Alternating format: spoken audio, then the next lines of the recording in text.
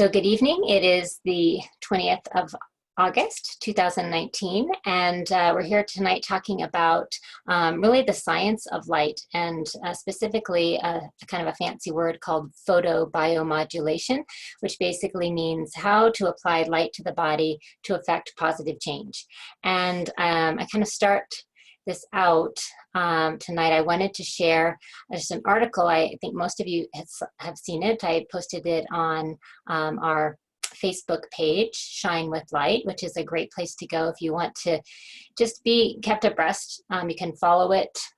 Usually I will just go into PubMed and I get some of the research there. There's lots of research usually on light therapy. And I will just kind of take some of the studies that I think are quite interesting and go ahead and post them on that Facebook page just for everyone to know about, because I think it's really quite fascinating in the 8 years that I've been using light therapy to see how many more studies there are and just kind of the depth of them and what's going on in the world of science, and then all the products that are starting to come out so that people can use this technology, which is really great.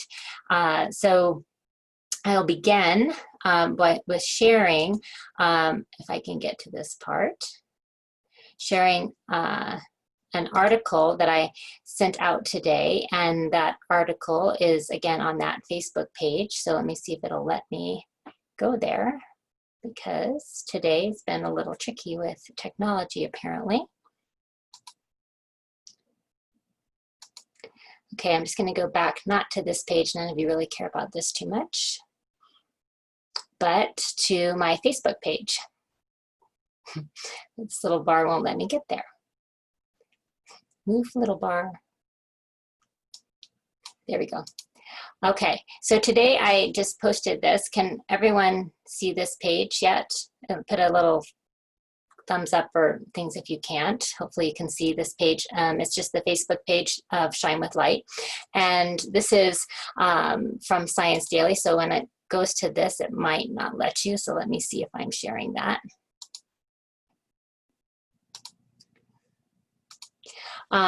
Okay, so this is just an interesting article, and I apologize, I don't know how to get the ads off of the side, so you'll get to see a few of those. But this is light therapy could replace opioids as a main treatment for cancer treatment side effects. And I've actually read about this many years ago. Dr. Whelan in at the University of Wisconsin, Madison Medical School was working with this, and they've been doing this, I know, in hospitals like in the University of Alabama, Birmingham, and some other places. But it's finally getting a worldwide attention, partly because of our opioid epidemic here in the United States. But basically, this article from July 9th of this year from the University of Buffalo is talking about how a worldwide coalition of researchers and clinicians has agreed that light therapy is among the most effective interventions for the prevention of oral mucositis. And so again, these are sores that you would get, lesions we get in the lining of the mouth. They're painful ulcers there resulting from your radiation or your chemotherapy there. And so I'm just going to spread down to, let's see, down to this sentence or this paragraph. He's talking about, this is a major milestone for the field of photobiomodulation or light therapy, and we're confident it will set a clear path for several exciting clinical applications for photobiomodulation therapy. This can't, simply call it light therapy. It's too simple. You got to beef it up a little bit to photobiomodulation therapy, from concussions and wound healing to exciting new work with regenerative medicine and stem cells. And so he says multiple studies have found that this things cause pain. They cause a lot of issues. So they mentioned in a subsequent paragraph, light therapies have existed for decades, but improvements in the technology have made the treatment more affordable for wider use. At high power, light, often in the form of a laser, is used as a medicine to cut or destroy tissue. But at a low power, it has the ability to relieve pain or inflammation and promote healing. The treatment is rising in use across Europe, Brazil, India, Canada, and several other nations. The findings provide an upgrade to previous guidelines, and they're just talking about how they would recommend using it and that kind of thing. So I think this is really an exciting thing to mention today, because that's what I want to talk about is really the science that's quite strong behind this technology and speak to that. So I'm going to go back to another share here. A new share, and that share would be of my PowerPoint. And I'm going to give you that in just a second. Okay, I just have to start from the beginning. That's kind of the end, so let me get to the beginning.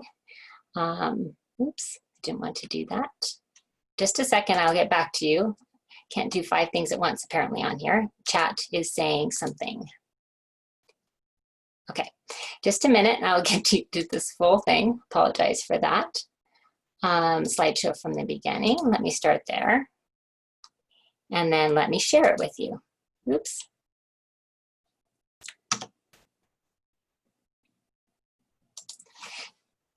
All right. I realize you can't see it yet, and I will get to you to share it with you.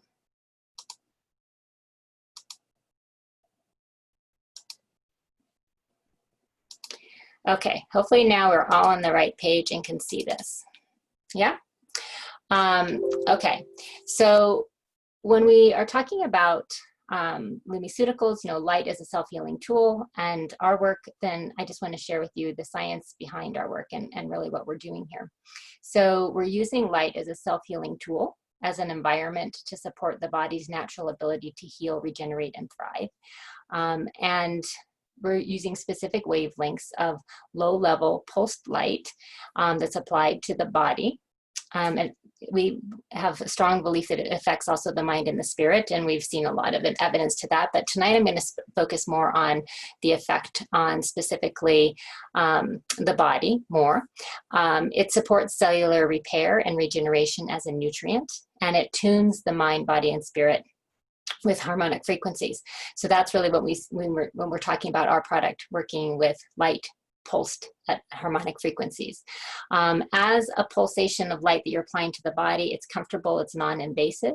It is FDA cleared for pain relief and injury recovery, and it encompasses all other energetic wellness modalities and really complements not just massage, but really all Western medicine as well. I really love that when you're working with light therapy, you really can work nicely between complementary medicines. So it's, and really, it doesn't even have to feel or look like a medicine to you, right? It can be used at home. This is an over-the-counter use to help relieve pain, improve circulation, and enhance recovery. It's something we can use for muscle and joint aches and stiffness and arthritis of any kind, tendonitis, muscle spasms, back pain, carpal tunnel. You know, it can improve the rate of injury recovery and wound healing. It's great for sports injuries and for neuropathy. And so this is our FDA clearance conversation and what we can work with quite confidently. And so how does this work and why does it work on that science level on just for this piece of it? And the idea is that we are a photocell. We're designed to receive light. We receive it in through our eyes, we receive it through our skin, and we receive it in our field. And tonight I'm going to focus mostly on the skin and a little bit on the eyes as well. And the eyes, we're receiving it through open and closed eyes. When we're using our product specifically, we're closing our eyes to receive it through the closed eyes, because you don't need very much light to really affect one of the key aspects of our endocrine system and our wellness, and that's the pineal gland, which is the little light meter that we have right in the center of the brain. The pineal gland is going to affect our sleep cycles, our mood, our hormones, our intuition, our memory, creativity, and consciousness. So while this is not part of the FDA cleared conversation we work with, it is a reason why we like to have that relaxation be really a holistic wellness part of what we're doing, because we recognize that the body receives light through this area and that it impacts so many other aspects of our well-being. And this is something that cultures and civilizations before us have really recognized, you know, from the pineal statue in the Vatican to the pine cone shaped hat on the Buddha's head. So we recognize that this is an important aspect of our well-being. And one of the reasons why people love our light so much, because they have this meditative response to wearing the eye mask and relaxing in. And this is obviously going to help their healing because they're now in a state of more parasympathetic dominance. They've opened up these pathways that the body is really sending light from the brain to the rest of the body. And when that light pathway is open, it really helps the body to have a chance to rest, digest, and heal. So going from that, we move into the idea, and I should say, I don't have this on this slide, but the pineal gland is in partnership with all the other endocrine glands, right? The thyroid, the adrenals, the pituitary, the hypothalamus, you know, the sex organs as well. And so this is something that can really make a big difference in our hormonal health and our well-being. And it's one of the reasons why light is such an effective thing for mental health as well. So we're seeing a lot of benefits through the whole pineal, and then really the axis of the adrenal glands, thyroid, hypothalamus, and pituitary. Okay, so that's an important combination that does have some scientific backing for sure. The next aspect I want to talk about, though, is really the key of this conversation tonight, and that is the effect of shining light into the body through the skin. I'm looking because I wondered if I meant to bring, yeah. So when we first started using this light therapy 8 years ago, you know, my first thought was, you know, where does the light go, you know, when you shine it in? And so one of the things I noticed, and I'm going to just turn off this light for a second so you can kind of see the effect of this, but, you know, you think light is, you know, somehow bouncing off of you or doing something different, but you can see just from this red and infrared handheld light source that the light is actually, you know, penetrating into the body. You know, it's really showing to go through my fingers, not just around them or anything else. So you can see that that is something that's happening, and when that's happening, there is an effect all the way into the body. And so for years we've been working with this model, which is showing primarily when we talk about photobiomodulation, we're talking about these 3 wavelengths of light. But most of the science you'll see is really focusing in on red and near infrared wavelengths. And speaking of that as photobiomodulation, and which is just a term that the scientists have tried to make up because there are so many other names for it. Low-level light therapy, low-level laser therapy, LED light therapy, you know, just lots of different things. So it's important to kind of, they wanted to have one standard for the industry of what they were talking about, and that's where they came up with the name photobiomodulation. Photo meaning light, bio meaning body, modulate meaning to affect change. So when they shine light into the body, they're noticing that, hey, red light, a certain wavelength of red seems to penetrate into the soft tissue of the body. Near infrared goes through the soft tissue and even penetrates to the bone. So hard tissue, ligaments, teeth, joints. And then the blue light with its shorter wavelength seemed to scatter more. So they thought the effects of that were limited to just barely under the skin.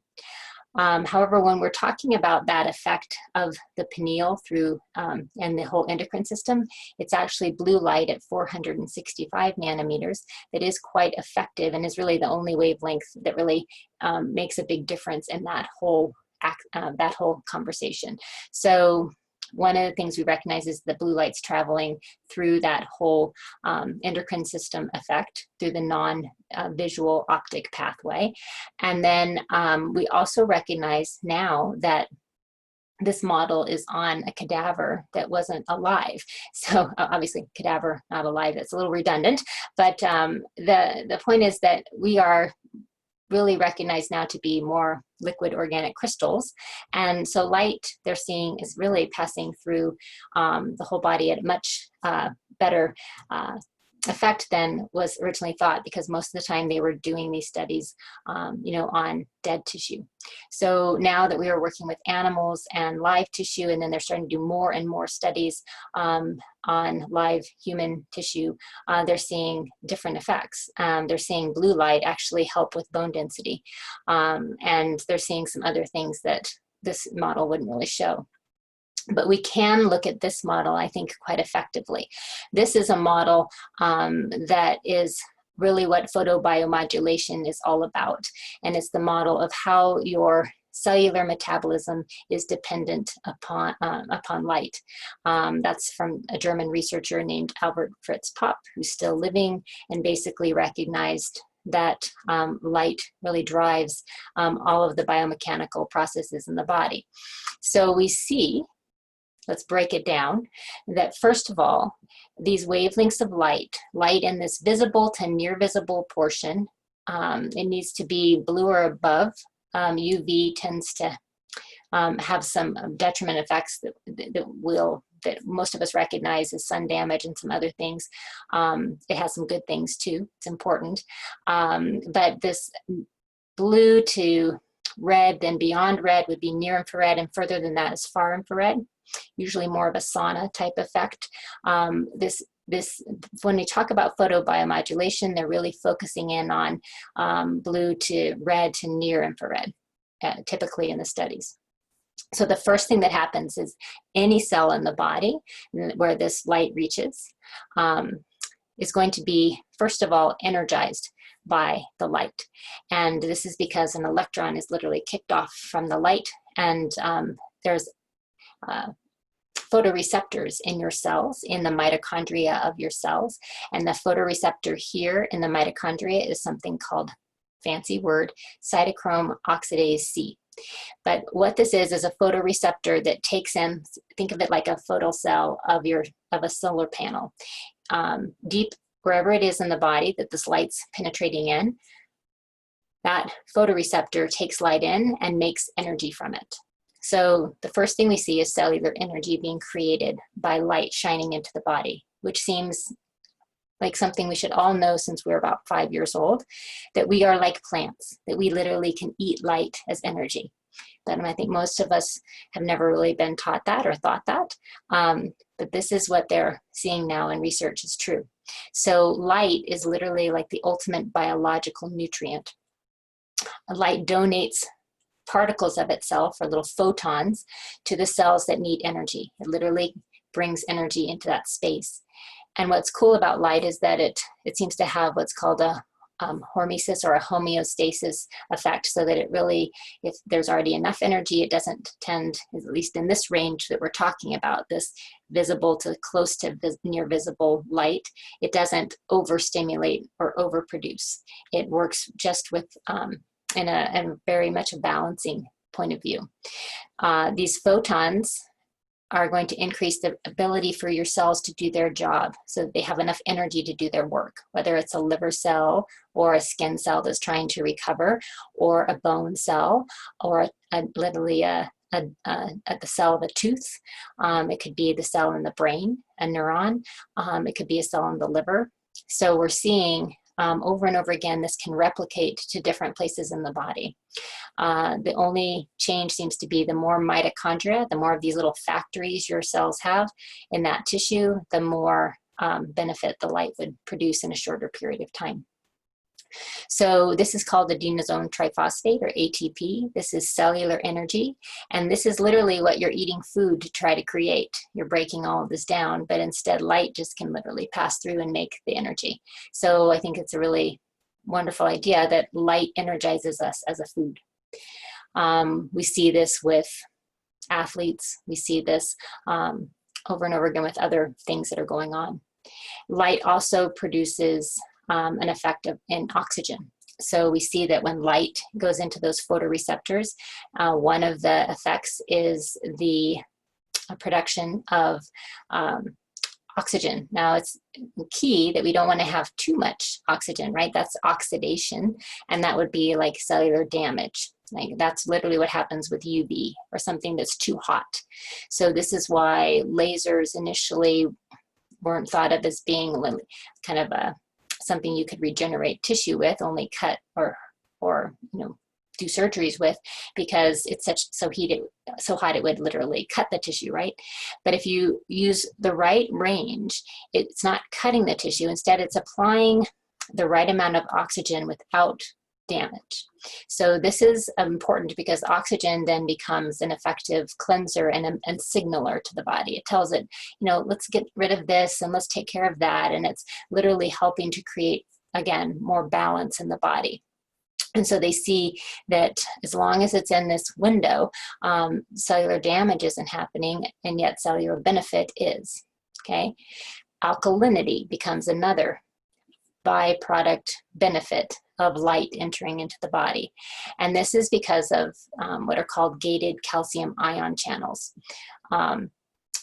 Basically, the body will release more calcium into the system, open up those channels, and this is why blue light is actually been shown to be helpful for bone density and bone health, because it has a strong effect on this calcium ion channel.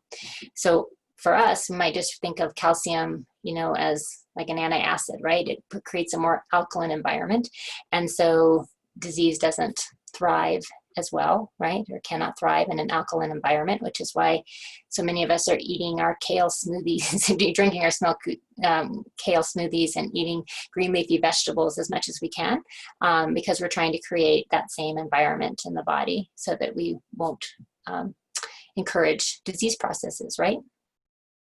The next big thing that's happening, and this is really the big thing, I would say, is when light enters into those cells and that cytochrome oxidase C sees it and starts to move with it. One of the next steps in the body is to trigger the release of nitric oxide from the lining of the vascular system, from the blood itself, and from the organs. And what is nitric oxide? Nitric oxide is a signaling molecule that's produced in all of your lining of your vascular system. You have 100,000 miles of these blood vessels and capillaries in the human body. And nitric oxide is what laughing gas from the dentist, right? Nitric oxide is this signaling molecule that literally opens up vascular flow. So this becomes one of the key things that we work with in terms of vasodilation, or the opening up of a blood vessel. We spend a lot of money in America trying to get people's vascular systems to be more open and flowing. This is why people put in stents and all sorts of balloons and all sorts of things. This is why we're so into the cholesterol conversation, because we don't want things to get patched and get smaller and smaller, right? So what we know about nitric oxide is that it opens up vascular flow, and it helps to increase oxygen, increase nutrients, and decrease waste products that would be stored there. So this is a key thing. This is really the mechanism that is allowing the body to modulate pain. It's also allowing the body to keep blood vessels open, elastic, and functioning properly. It's lowering or regulating our blood pressure. It's increasing oxygen levels again throughout the body. It's ensuring blood flow wherever necessary, but one of the key places we think of is the brain. Think of circulation enhancement that comes from light being applied to the body is because of this mechanism. It's increasing energy production, collagen production. It's one of the nitric oxide helps the body to defend against tumor cells. It's again a signaler telling the body which things it needs to get rid of. It is one of the ways the body decreases numbness and helps again with better connection from the brain to our extremities. It increases our lymphatic activity, which is helping to detoxify the body. It's actually also able to help kill bacteria, increase blood flow, and prevent the buildup of plaque in the arteries. So nitric oxide is literally the molecular form of energy, or prana. And there are a whole host of issues we get into, from ulcers to neurodegenerative diseases, erectile dysfunction, you know, hardening and clogging of the arteries, vascular complications with diabetes, any kind of issue with the heart not operating appropriately. As a matter of fact, the men that won the Nobel Prize in 1998 for the recognition of what nitric oxide's role was, so we've really only known what it does for about 20 years, those men automatically started saying, let's see what supplements you can take, let's make sure you get the right amount of proteins and the right amount of green leafy vegetables, and let's see if we can just give you more and more nitric oxide naturally in the body. What they didn't realize at the time is how effective light could be, and that light shining into the body would also release this. So this is something that if you eat right, you have positive thinking, you get better sleep, all of those things are going to help activate nitric oxide naturally. Light, however, is something that the world is just waking up to how effective it is in locally increasing nitric oxide. So right on the spot that you want it to, you can place, you know, a light source, and now right in that area you have more nitric oxide. It's harder to do with just diet alone, right? And this was what we found with my dad. He had a blood clot on the side of in the lower leg, and at age 75, and he had a sore there, a wound, and we wanted to get more nitric oxide in that area, and placing a pad of light in that space was one of the most effective non-invasive things that he could do, and he could do it for himself even multiple times a day. So it became a really great way to help him support all of this function. So there are lots of studies about what nitric oxide's mechanism has done. It is since that 1998 discovery. They realized that aspirin is actually inducing nitric oxide. They realized that a lot of issues that chronic pain issues, are tied into abnormal circulation. They recognized that nitric oxide could regulate wound healing, literally telling the body that there is a wound and how to help clean it out, how to incorporate something called phagocytosis, which is literally how the body gets rid of debris in a wound, and gets rid of it through the lymphatic system and helps new healthy tissue grow. So one of the things we've seen is a change in the way wounds heal up when you apply light to that space. They've seen a reversal in diabetic peripheral neuropathy with phototherapy or light therapy. They've seen some changes, and we have as well, in blood flow to the brain, changes in the way people seem to think and report their effectiveness and cognition. We've seen a change in the way viruses are replicated or not because of more nitric oxide in the area. The more nitric oxide in that space, it doesn't allow the virus to replicate, which is very helpful. You know, if you're looking at something where the body needs to help become stronger and not become overpowered by a virus. And remember, the flu is a virus. Modulation of tendon healing. So places that we tend to think we only have surgery options, we realize that an increase in nitric oxide in that space can really help that space to heal up. So I love the concept that there isn't a cell in the body that can't heal given the right environment, right? Needs to, and when I say heal, I mean regenerate. So diabetic wound, this is a gentleman who came to us early on when we started using light therapy ourselves, and we started telling some people about it, and he had a diabetic wound from some blisters from hiking, and really had tried for 9 months to get rid of those. Was wearing a boot at the time, and really was just even tried hyperbaric, tried all sorts of things, and nothing was working. And he daily applied light therapy twice a day, I believe, to that foot, and within 9 weeks everything was really healed up, new tissue was growing, and we were really pleased with the results for him. It was really neat to see all of that healing occur. And again, he's a diabetic, so typically his circulation to the extremities is compromised. And so this is where having light increase that circulation is really a powerful non-invasive tool. And that's really what ultimately photobiomodulation is about, having the energy to do the job of the cell, but all of the rest of the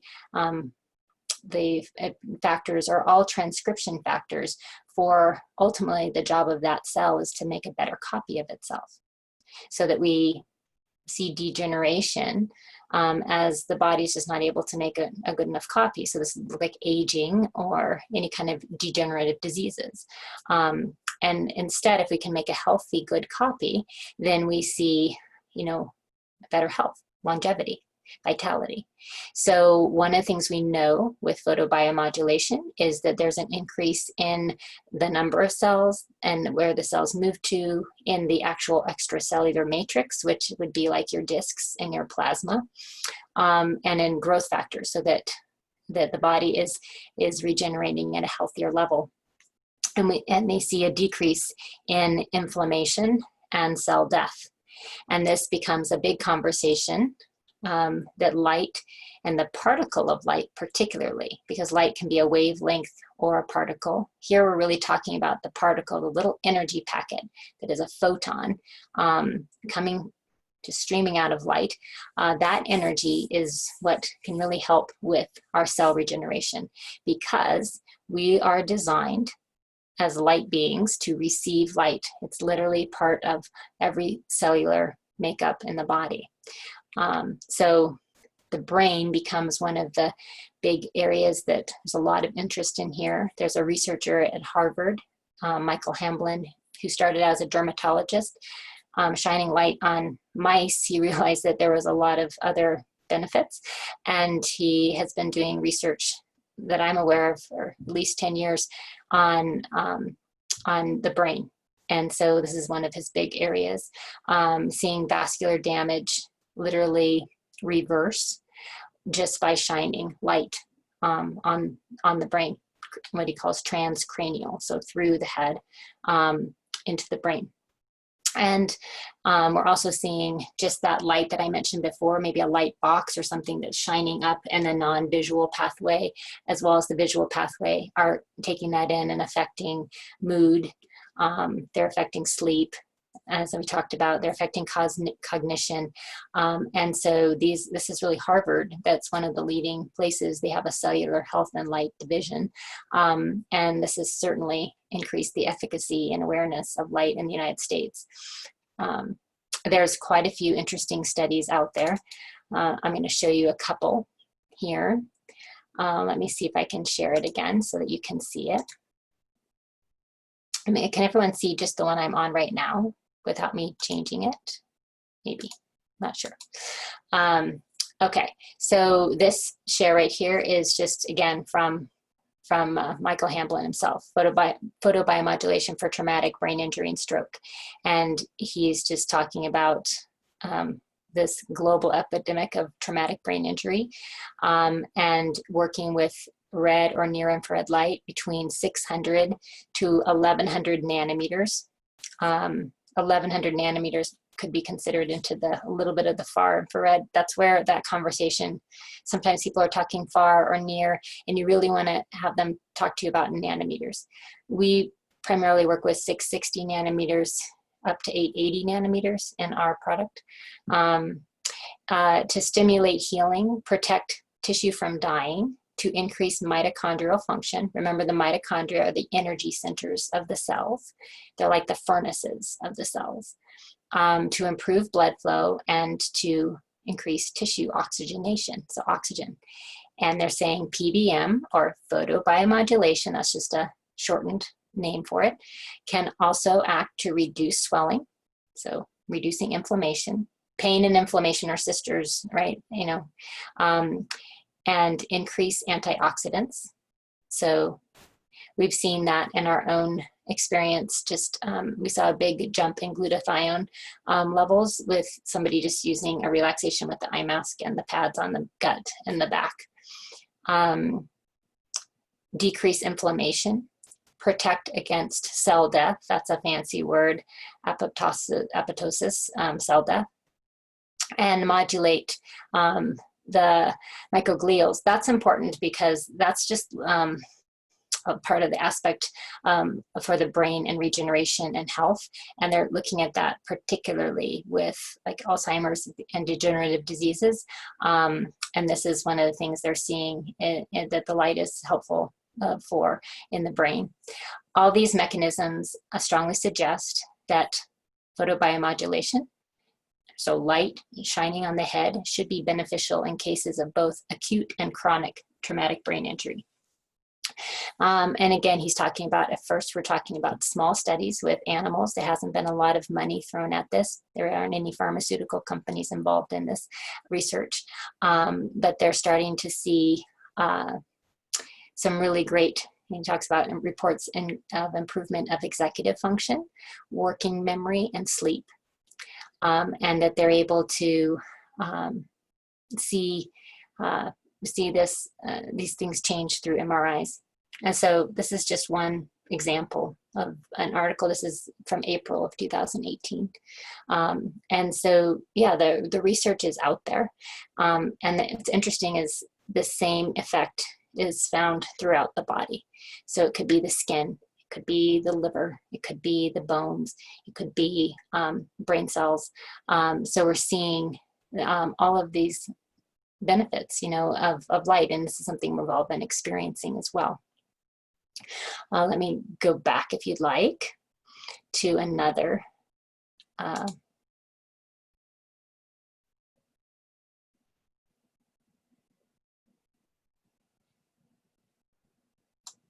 talk. I just show you, this is, can you guys see this one? Hopefully, let me check and see.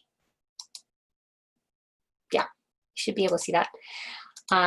So this is just one of the reasons why we use like our Super T NeuroPad that's infrared and red light, and we're able to shine it up and down the spine, along the leg, around a foot, over the top of the head. And so you can see again that you'd be looking at that the reason to apply all that, we're working with that same concept of applying light to the body to affect positive change. And that's what the goal is. And I love that we can do it lots of different ways. There's a recent study, they've been trying to figure out what are the best ways to get light deep into the brain. And they had a study recently showing that if they just shined light on the tail of a mouse, that they saw more light activity in the brain. And that's the idea that light is traveling. And I think science is just getting to be more aware of how much of a liquid crystal we are and how much the body can use light applied anywhere to transfer to other places. So that's kind of an interesting new look on that conversation. All right, I'm going to open this up a little bit to questions at this point, just so I kind of know where you guys are at and have any thoughts. So I invite you to ask me questions at this point. I think you can unmute yourself. I want to keep going, but I also just want to make sure that at this point everyone kind of understands what we've been talking about and the science behind it. Anyone have anything they want to offer? Marta, it's Mom, Shirley.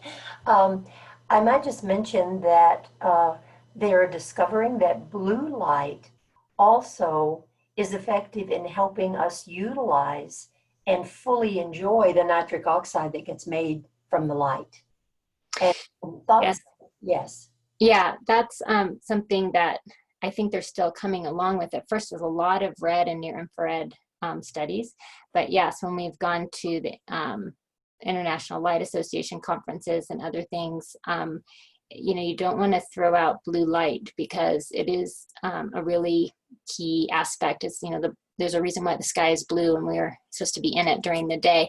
That light not only seems to affect our mental well-being and our circadian rhythm, but it definitely seems to be one of the ways we help to absorb and utilize the nitric oxide, so it doesn't just build up in the body, that we're able to, that both of those things are necessary.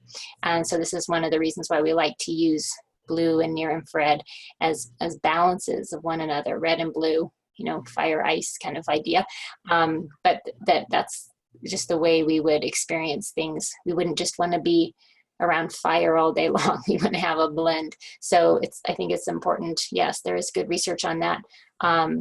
There's blue, has a very strong nitric oxide induction as well. So there's actually quite a bit of benefit to that wavelength as well.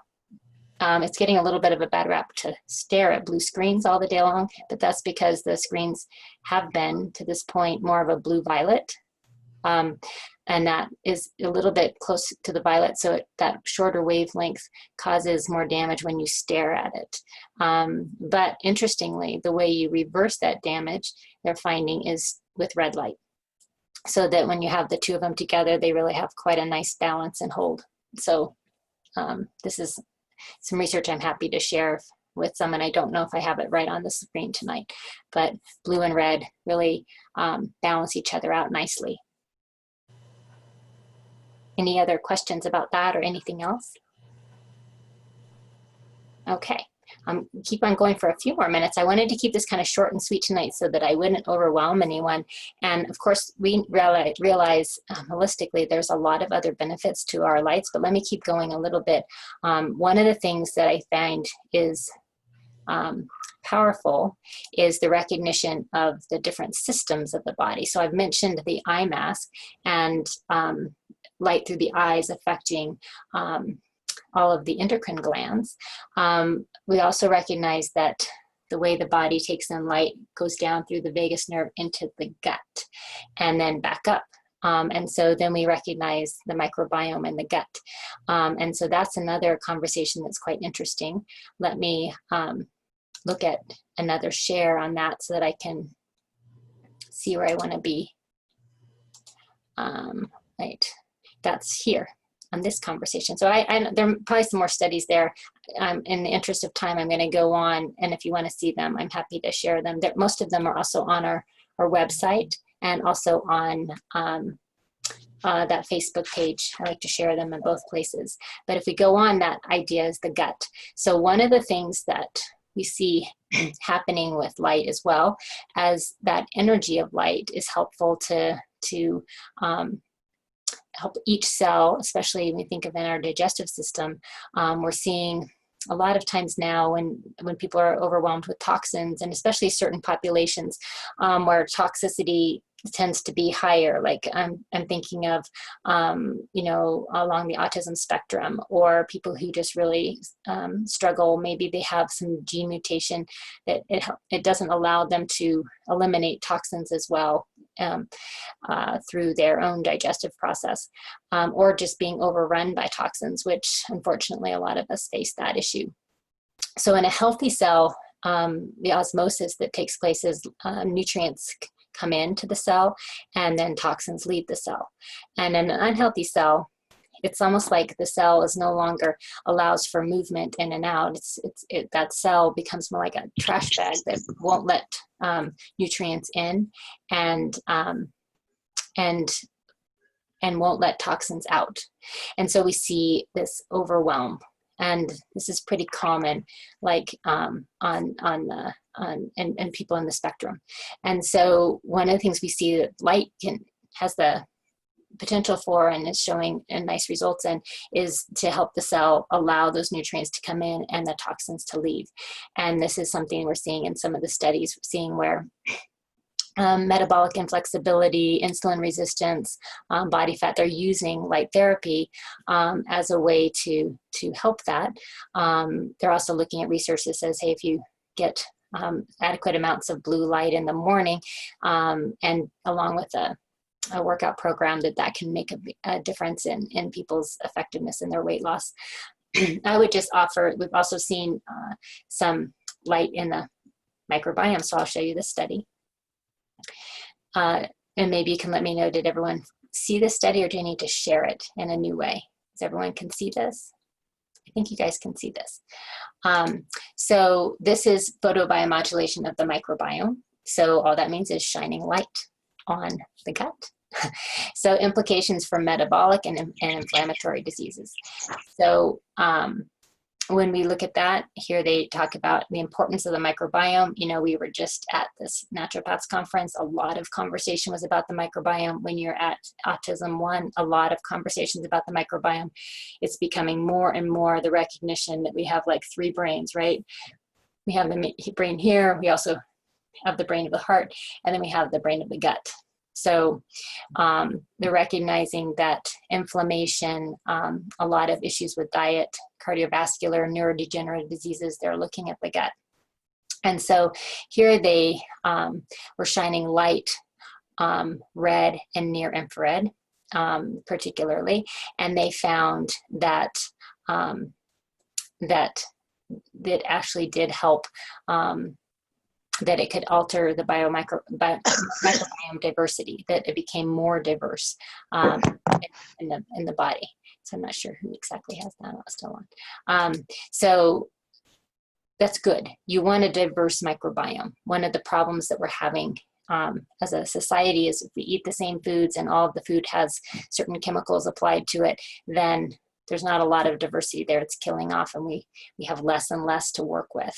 Makes us more susceptible to illnesses and issues. So this is something that's really exciting to see. And it's one of the reasons why I really like to have a little pad of light on my gut on a regular basis.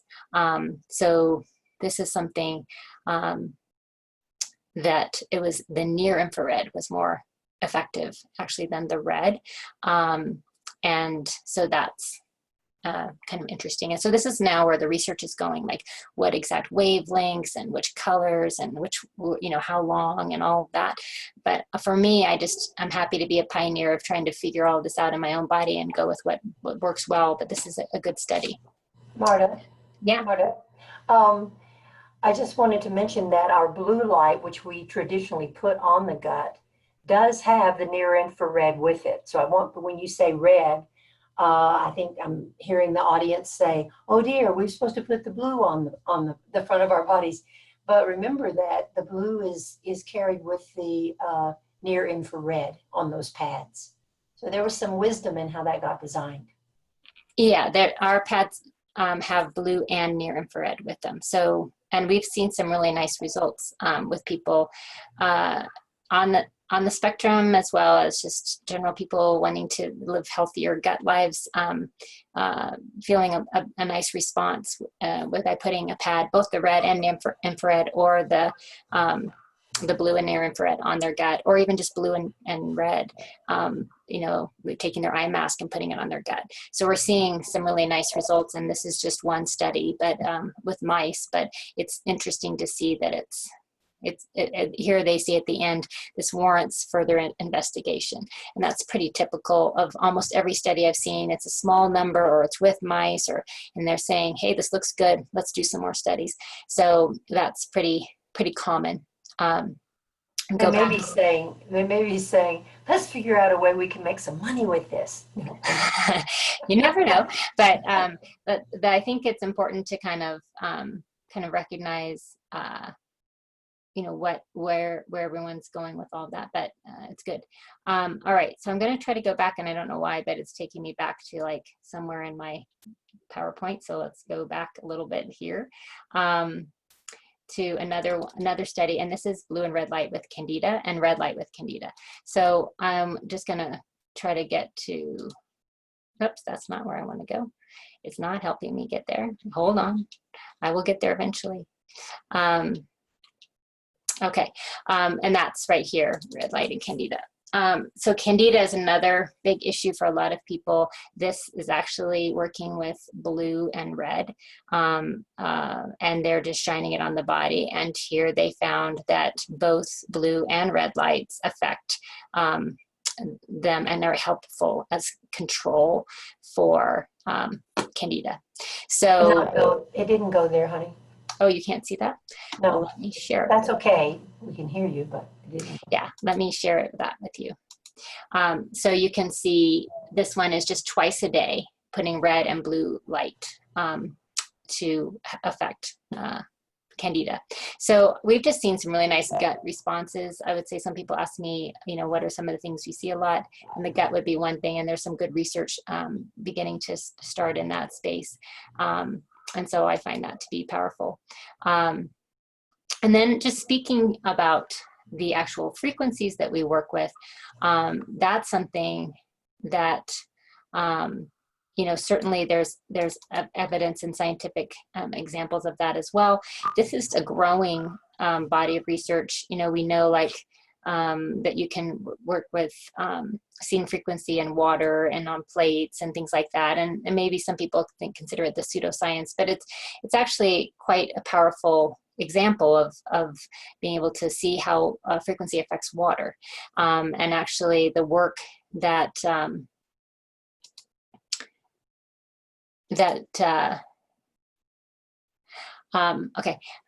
work that they're doing with Michael Pollock in University of Washington or Washington State, one of those two places, I think it might be Washington State, is all on how to structure water with light and frequency. And I think it's a fascinating field because then you can look at, you know, we're mostly water, so we can really affect change in the body through that. And that's called the fourth phase of water. And it's just a more viscous form of water that is more of an antioxidant for the body, for a powerful cleanser. And so we take this into the Nogier frequencies that Paul Nogier, the French neurologist, designed back in the 1950s. And those are some of the ways we are then pulsing that light. Someone asked me how many times, if someone were doing the lights for candida or something like that, would they expect a benefit? I don't have any data on that. It was twice a day, that one study. I can look at it again, but it's hard to compare. That's kind of an apples to oranges comparison, considering if you're not working with the exact product in your exact gut. So I would just offer that if someone were working with a good diet where they weren't adding in a lot of sugars and they were trying to work with a healthy diet, and then they added the lights as a complement to that, I would expect people to see you know, good results. And I always tell people start with, you know, 2, 4, 6 weeks and then see where you're at. But candida can take people a long time without light to eradicate. So it would be certainly something to add in to see if the body could do it much faster. I was amazed, Marta, I regularly had very severe candida outbreaks before we started the lights, and I have not had one since. That's pretty amazing to me. And I use the lights regularly. So there is hope for people with candida, I'm here to tell you. And I do watch my diet, and I do pay attention on a lot of levels, but the lights inspired me to do that. And I really am excited to say that balance does come, and it comes pretty quickly for some people. So share it. Yeah. So I'm not going to go too much more into the actual frequencies tonight, mostly because, let's see, I really wanted to stick with just the idea of photobiomodulation, which at this point, you know, there's not as much research on that, but it's changing. They just did a new study in the last year and a half. They've been looking really at 40 hertz applied with light. So that's a pulsation lights at the higher gamma hertz. And again, affecting the microglial in the brain and affecting the amyloid plaques, people with Alzheimer's. And they saw very promising results with that. So 40 hertz would be how often the lights are pulsing. That's 40 times per second. It's something you would be able to visually see, a little bit of a pulsation there. And so that could be something like with the Super T pad over the head, or wrapping one of our other pads over the head, or just applying it into the body. Certainly would be one, and that's why I like our Pro 6 model, which is our controller that can change. Let me get to that here. Frequencies. So I'm not sure if I can see a picture of it here, but it can have different frequencies maybe that have been been really reviewed and worked with from the electroherbalism frequency list that we work with. That's an existing reference from Brian McInturf, or from this newer research that's coming out on like things like 40 hertz, on reducing anxiety with 432 hertz. Also, I've seen 528 hertz in the reduction of anxiety. So there's more frequency conversations going on in research, but definitely a lot less. The research is really high on this idea of red and near infrared and blue light being pulsed, being delivered into the body, and the effect of change. And so that's where we see the FDA clearance. That's where we see pain relief, increased circulation, and injury recovery. We see a stronger effect the more diodes you have, because there's more light being delivered in. It doesn't necessarily mean that you need more stronger and stronger. I remember that quote from the paper from when I first talked to you. He said, you know, where the high-powered laser cuts tissue, the low power of light helps the tissue to regenerate and thrive. So that's really what we're working with. We're working with around 2 joules. That means it's how much energy is being delivered per square centimeter over a certain amount of time. In 21 minutes, we're looking with about 2 joules, which is definitely on the lower end. But what we like about that is the subtlety is often when the body really responds positively. And so that's something that I think is good to understand about our particular product. We do work with medical grade diodes. The light that we pulse is quite accurate. I also love that we're not just focusing on one individual body part with our systems, because we recognize that the body is not just one part, that it's really holistically integrated. And connecting light in that way, connecting the gut with the brain, and connecting your adrenals with you know, your stress response, those kind of things really have a strong effect as in what we see. We have a 3-year warranty with a 2-year extension easily available, and we are highly committed to our free educational support. So that's something like tonight's talk that we do every week. Also our manuals and our conference that's coming up this October 10th through the 12th. I want to speak to that because that conference will have both Jacob Lieberman, who is really an optometrist, trained optometrist, who's become really kind of the grandfather of light therapy conversations. His book, Light Medicine of the Future, really kind of brought in a second revival of photobiomodulation conversation in this country in the 90s. And he'll be there speaking about how light is the window of the soul. And then we'll also have Gary Buchanan, who is actually someone working a lot with frequency, and he'll be talking more about frequencies and the effect of that. And then we'll also spend time just working through all of this awareness, the words I used today. If you're not familiar with those or want more information, that would be a great conference to come to, and it's free to all of our owners who have purchased since October 1st of 2018, and then it's just a small fee for those of you who are existing customers. So we're really looking forward to that, and our spaces on the hotels is beginning to become a little less limited. We did open up another hotel that's close by, so if you find that you can't get into the Hyatt Place in Farmington Station, let me know first, because they'll release some more rooms to us, but then you'll want to look at that.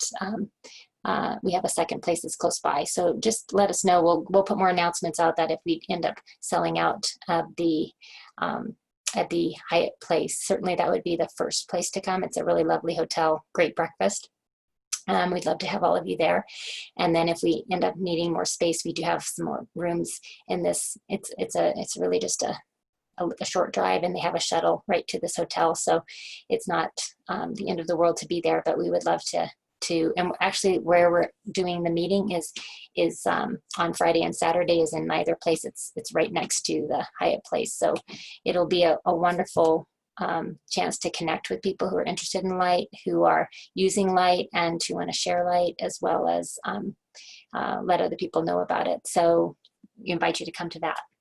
All right, I'm going to go ahead and stop the recording, and then I'm inviting any of you